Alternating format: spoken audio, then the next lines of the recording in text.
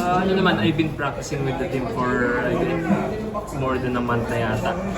And good to go na naman. Siguro by next game I'll be playing. Ba't di ka pa naglaro? Ano lang, kasi parang gusto lang namin yung surgery ko kasi was December 4, so parang mag-full year lang kami for ano. It's more of ano lang naman na protocol lang naman. May takot ba? May worries, concerns? To be honest, sa practice parang okay na eh. Siguro sa game ko malalaman eh. Excited ako pero I don't know what to expect sa game eh. Kasi third time ko na to, so I honestly don't know. But I'm just grateful na makakabalik ko.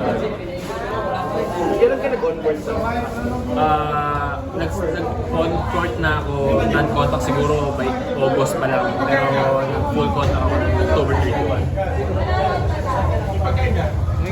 Kilala ka ba na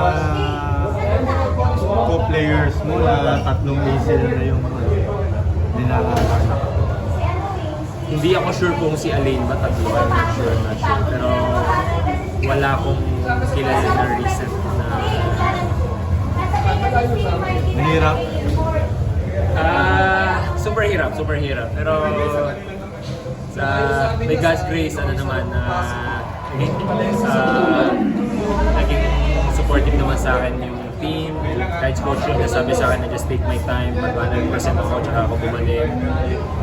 Naman, alam ko mahirap pero ang dami man naging blessing along the way. Even before that, I mean, there was the Asian Games namin bago ako na injury. After that, nagkaroon kami ng baby daughter. So, in hindsight, I still consider it as a blessing kasi, yun nga, habang nagre-recover ako, I have time sa pregnancy ni Selena. At the same time, nakapag-alaga din ako ng baby for more than 2 months. Thank you, Daddy. Thank you, sir. Thank you.